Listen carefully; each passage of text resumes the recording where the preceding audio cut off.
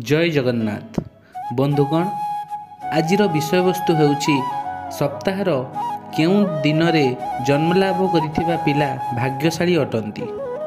साधारणतः आपण माने जानिथिबे जे व्यक्तिर जातक जन्म कुंडली अनुसार लोकमानंकर अनेक कथा आपण माने शुणिथिबे। ज्योतिष शास्त्र अनुसार आपण सप्ताहर जेउं दिन रे जन्म होइथांती सही हिसाब रे आपणकर विषय रे केते सबु कथा जानी परिबे। एबे चलंतु जानिबा सप्ताहर केउं बार रे केउं केउं स्वभाव और चरित्र लोक माने जन्म ग्रहण करिथांती। जो माने चैनल को नुआ आछंती दयाकरी सब्सक्राइब करंतु जाफल जहाँ भी नुआ वीडियो आसीबो ताहा सर्वप्रथमे आपणक निकट रे पहुँची परिबो। तो सर्वप्रथमे जानिबा सोमवार विषय रे।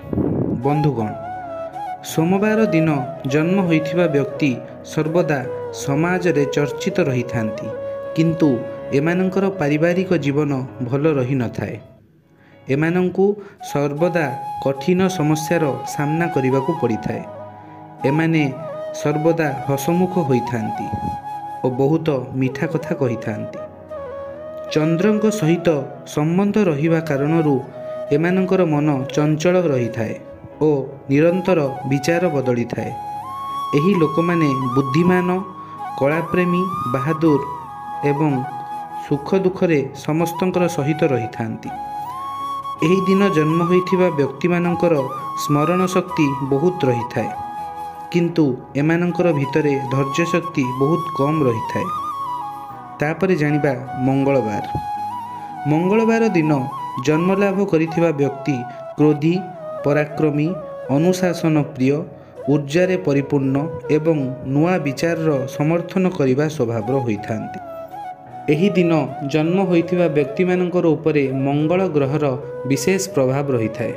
तेणु एही दिन जन्म होइथिबा व्यक्ति सबु बाधाविघ्न को दूर करी सर्वदा प्रगति पथरे अग्रसर होइथांती। एमिति लोक निजर प्रशंसा सुनिबाकू बहुत इच्छा रखिथांती। एमानकर दाम्पत्य जीवन समय समय रे विरुद्धाभास स्थिति आसी थाए। अत्यधिक क्रोधित कारणरू आखपाख लोकंक सहित अधिक पड़ी न थाए।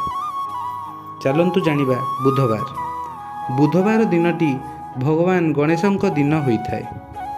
एही दिन जन्मित व्यक्ति बुद्धिमान हेबा सहित कथाबार्ता करिबारे बहुत माहिर होइथांती।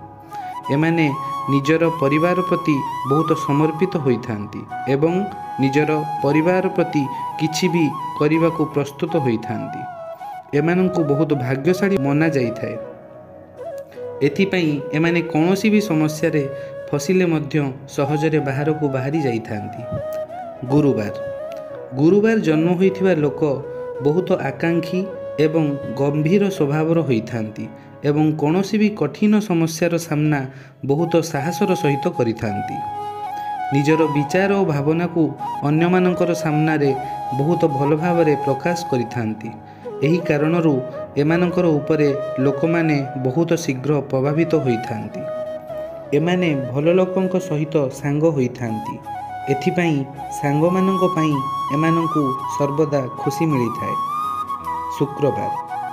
शुक्रवार दिन जन्म होइथिबा व्यक्ति मानंकर बाणी रे मधुरता एवं सरलता रही थाए एवं वाद विवाद करिबाकू एमाने पसंद करि न थांती। एमिति लोक मनोरंजन भोगविलास रे बहुत खर्च करि थांती, जहा द्वारा एमानंकर आर्थिक संतुलन बिगड़ी जाई थाए। ऐश्वर्य भरा जीवन एमानंकु बहुत भल लागि थाए। कला क्षेत्र रे एमाने निजर एक स्वतंत्र स्थान बनाई थांती।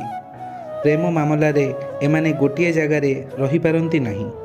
एमानंकर जीवन रे ईर्षा अधिक रही थाए। एमानंकर वैवाहिक जीवन सुखी होई थाए। चलंतु एबे जानिबा शनिवार विषय रे। शनिवार दिन जन्म होइथिबा व्यक्ति बहुत अलसुआ एवं संकोच स्वभावर होइथांती। एमिति लोक कौनसी कार्य करिबा पई योजना बनाई थांती, किंतु सही योजना अनुसार कार्य करि पारंती नहीं। एही लोकमानंकु सांगसाथी बनैबारे सावधानता अवलंबन करिबाकू पड़ी थाए। परिवार लोकंक ठारू और बंधु बांधवंक ठारू एमानंकु बेस सुख मिली न थाए। एमानंकर जीवन रे ଯେତେ ବି କଷ୍ଟ ଆସୁନା କାହିଁକି ଏମାନେ ବିଚଳିତ ହୁଅନ୍ତି ନାହିଁ। ଶନିବାର ଦିନ ଜନ୍ମ ହୋଇଥିବା ଲୋକ କ୍ରୋଧୀ ସ୍ୱଭାବର ହୋଇଥାନ୍ତି। ଏମାନଙ୍କର ବହୁତ ଜଲ୍ଦି ହିଁ ଲୋକମାନଙ୍କର ସହିତ ଝଗଡ଼ା ହୋଇଯାଇଥାଏ, କିନ୍ତୁ ଶେଷରେ ବିଜୟୀ ଏଇମାନେ ହିଁ ହୋଇଥାନ୍ତି।